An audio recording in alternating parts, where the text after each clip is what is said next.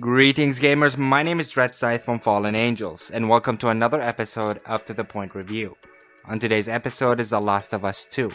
With me, as always, is my sister Haven. Hey guys. Now, as usual, we're gonna give you some positives, some negatives, and some closing thoughts. But before we start today's video, we publish all kinds of gaming videos on the channel, from gameplays, reviews, news, and even walkthroughs. So if you find any of that interesting, don't be afraid to smash the subscribe button, break that bell icon so you can stay in touch with everything we do.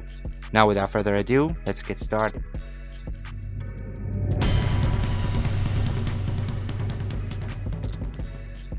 Now, first things first, you probably know this already, but this is a continuation of The Last of Us 1, a linear story third-person shooter survival horror game.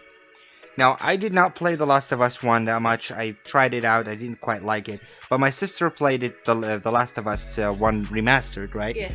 To prepare for this review. So, tell us what you thought of the first one. I loved the first one. The first one had a great story, a great graphics, and you get invested and attached to this to the characters Right. from the first scene. It's a really good game that I've played twice, enjoyed from the beginning till the end. Right. I personally did not like it because the controls felt jagged and kind of stiff. Yeah, it has It had a few Yeah, bugs it as had well. bugs. But Don't forget, it's an old game. right, I'm with you. One last thing before we start is we did not watch any of the leaks before they started.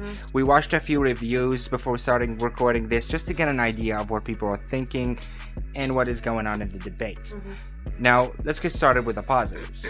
First of all, the story. Now, The Last of Us 2 does a decent job of continuing the theme of the Last of Us 1, trying to more due to the emotions, due to the trying to get you attached to the characters. Yes. But yeah, Yeah, the story is strong. It has its faults, but overall it's a strong story. right. They dropped a few good plot twists here and Yeah. there. They lead you into a specific direction, and only to show you what the other side looked like. It's kind of not everything is black and white as it might look. Yeah, there's always another point of view, another things that because you are in a certain position, you cannot see the other person why they are doing that. What's the reason? Or at least you cannot hate the other side just because you are. You don't know why they are doing that, Right. And they are showing that basically that the world is cruel. Right. Next up is the graphics. Now, this is some of the best graphics I've ever seen. It is absolutely gorgeous. From Absolutely. the vistas out far, the forest, the trees, the environment, the water. streets. Everything was just Everything. done beautifully. And the characters, their facial expressions, even the reflection in their eyes and the way they talk and smile and cry, and it show you pain, it show you happiness, show you all kind of emotions as if you are watching a movie, not a character that it's not real. Right, and the voice acting just complements it beautifully. Beautiful, I agree. It really makes you feel like there is a person talking there, Yeah. not an NPC. Absolutely. Right. Absolutely. Next up is the map. Now, the map is absolutely enormous. It is just really large. To some points that you might even forget that this is a linear story with a straightforward path. Yeah. There's a ridiculous amount of A detail. lot of details, yeah. Where Right. you can forget yourself and just go hunt the stuff and you know the weapons and all that things that they hide here and there, because it's a lot and the map is huge. Right, and there is also a lot of variety in there Yes. too, from underwater stuff to the creepy buildings, Yes. abandoned streets, broken There's cities. beautiful places. There's cities and that was made beautifully. Yeah. Right, they've really outdone themselves as far as graphics go, hands down. Yeah, I agree. Next up is the freedom of approach. Now, the first one had the freedom of approach, but it was a bit more limited, correct? It was limited. There was places that you have to fight. There's no way you can get out of it. Right. Sometimes that you have to hide or run because there's so many, infected that you have to kill, and there's no way you're gonna kill all of them. You can say it's restricted, but not that much. Right. As far as two, it's much more free. You can do it however you want. You can run, you can hide, you can shoot, you can silently assassinate all of them. Oh, yeah, you can go out. Huge. Yeah, you can go out and shoot all of them. Or you can put them against each other. Right. And you run away. There's so many ways you can. Right. Hide. You can even pick them off and keep running and hiding from them and pick another one off. There's quite a bit of options there. I agree. Yeah. Now, next up is the controls. As I mentioned before, I didn't like the first one because of its jagged and not really smooth control, but in this one they really managed to polish it. It really feels fluent. Yeah, it's respond faster. You can jump, run, shoot. Everything is faster than the first one. Right. Yeah. And they added also a lot of little corridors and little entrances that you can go through many of to give you the freedom to move and hide, and it's just really done really well. Yeah. Next up is the negatives. Now, as we've mentioned before, there is a good story here, but unfortunately it falls through a little problem, which is it feels pretentious. True. In my opinion, the studio felt that they've done such a good job with the first one as far as the story go, that they can try to test something different out.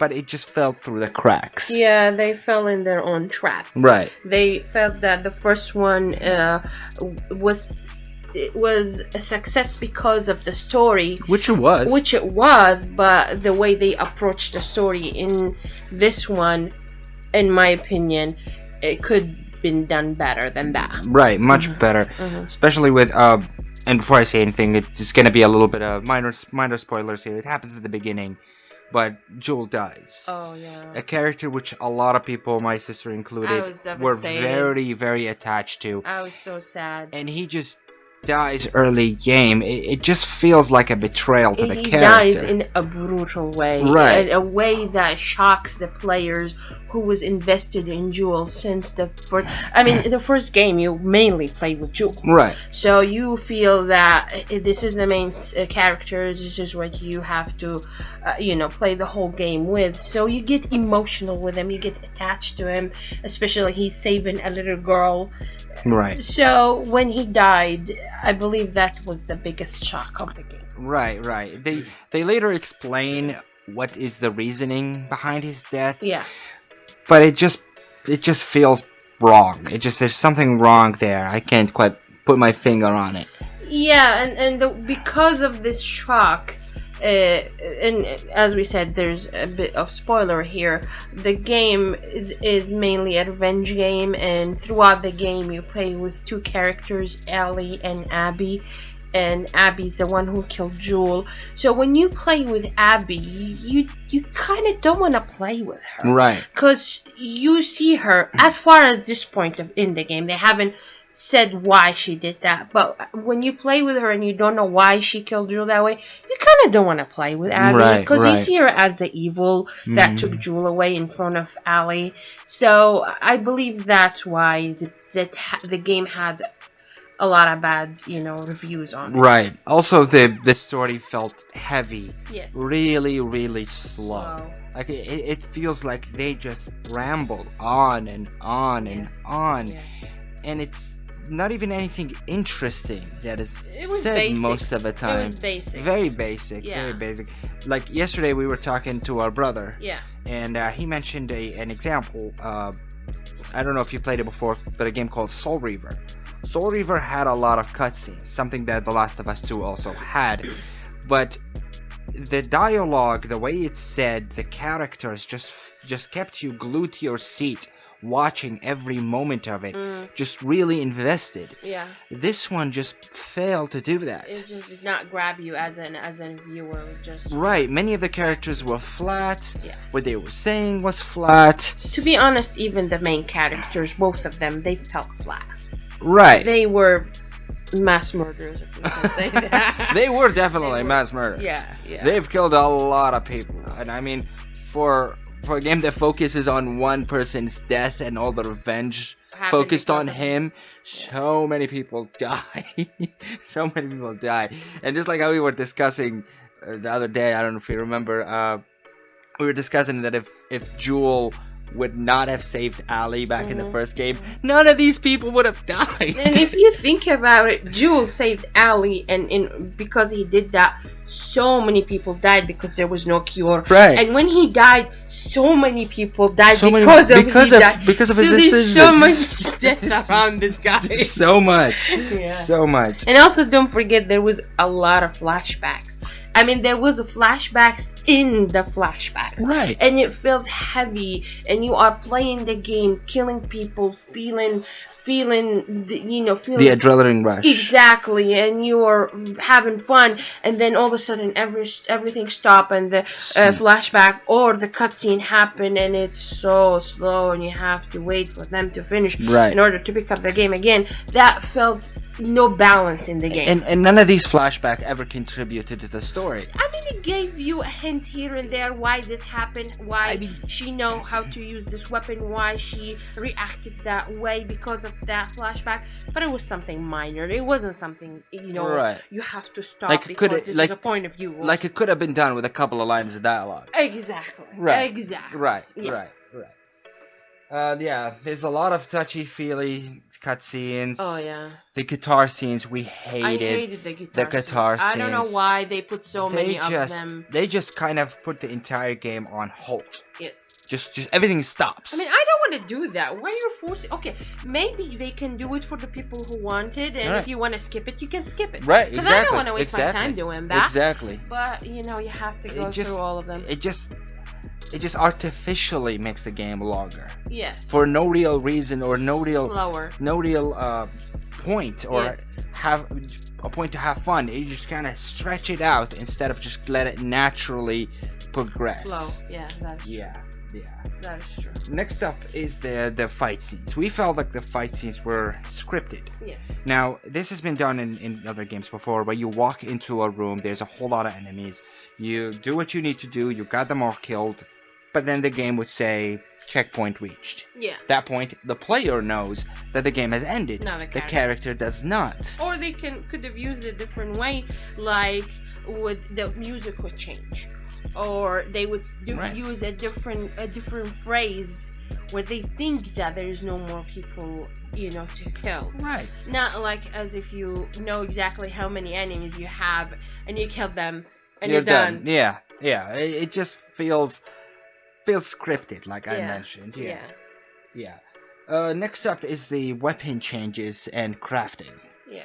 Now, this is not necessarily a negative on its own, but there are a lot of instances when you're in a situation and you need a specific weapon or a specific grenade or a specific arrow.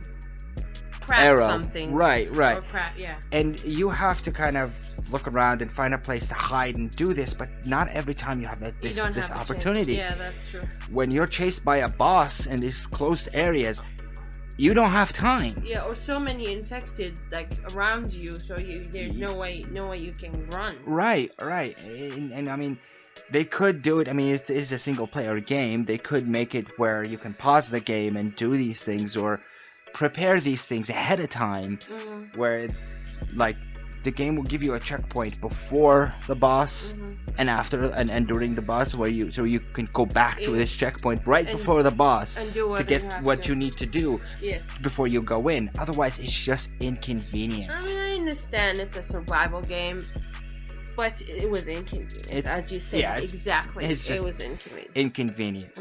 Next up is the lack of direction. Now, this could be negatives, this could be positives, depending on who's playing. But I see it as a negative, because you just spend so much time spinning around the same area trying to find out where you're supposed to go. There's no map, there's no mini-map.